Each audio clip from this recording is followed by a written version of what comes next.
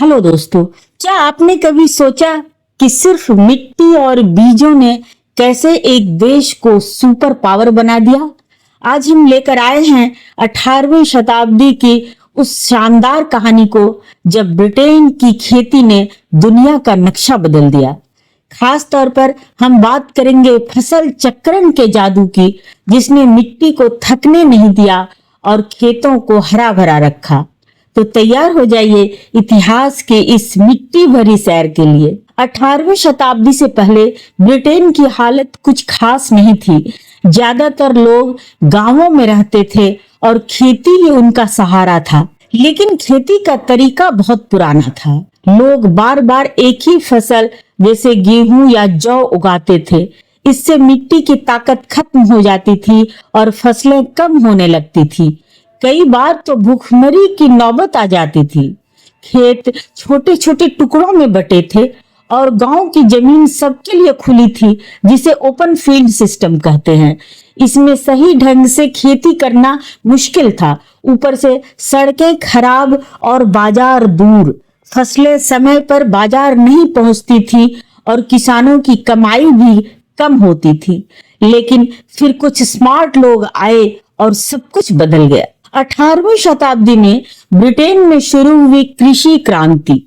ये क्रांति नई सोच, नए उपकरणों और नई तकनीकों का मेल थी।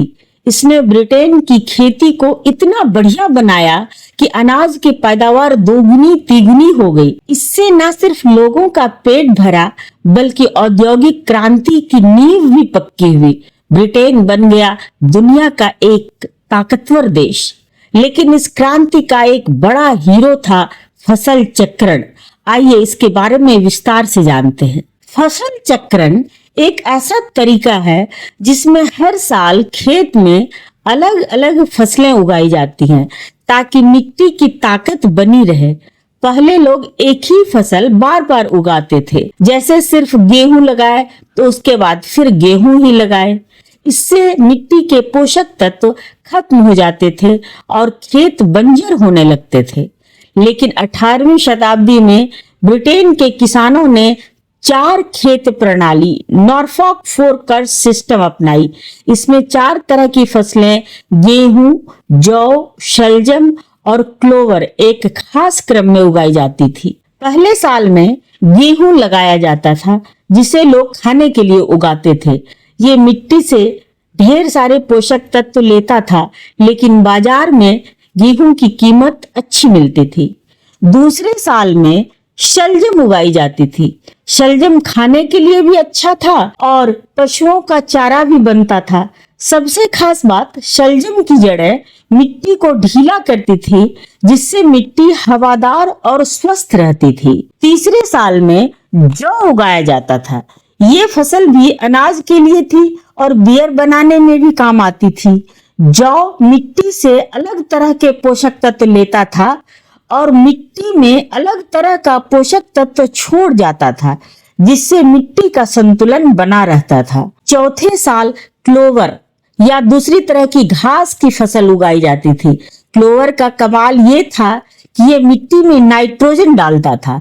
नाइट्रोजन मिट्टी का सुपर फूड है जो पौधों को बढ़ने में मदद करता है। साथ ही क्लोवर पशुओं के लिए शानदार चारा भी था। 5वें साल फिर से गेहूं से शुरुआत होती थी। इस तरह हर फसल मिट्टी को कुछ देती थी और कुछ लेती थी, जिससे मिट्टी कभी थकती नहीं थी, मतलब बंजर नहीं होती थी। इस प्रणाली को सबसे पहले नॉरफॉक क्षेत्र में बड़े पैमाने पर अपनाया गया, इसलिए इसे नॉरफॉक सिस्टम कहते हैं।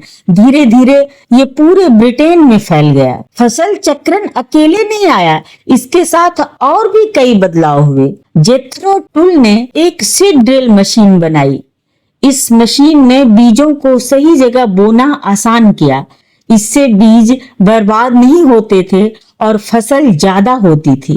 संलग्नक आंदोलन ने खुली जमीन को जोड़कर बड़े खेत बनाए, अर्थात छोटे छोटे खेत को काटकर बड़े खेत बनाए गए, जिससे फसल लगाना आसान हुआ। रॉबर्ट बेकवेल ने पशु प्रजनन में महत्वपूर्ण भूमिका निभाई। उन्होंने पशुओं की नस्लें सुधारी जो क्लोवर और शलजम खाकर और मोटे ताजे हुए। बेहतर परिवहन हुआ।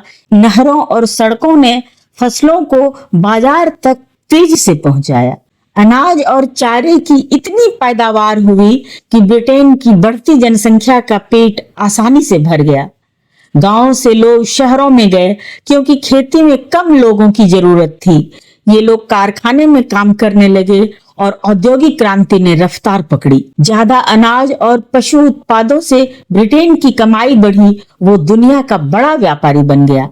लेकिन हर सिक्के के दो पहलू होते हैं। उस समय छोटे किसान जिनकी जमीन छिन गई मजदूर बन गए और उनकी जिंदगी थोड़ी मुश्किल हो गई। तो दोस्तों, ये थी ब्रिटेन की कृषि क्रांति। आपको ये कहानी कैसी लगी कमेंट में जरूर बताएं।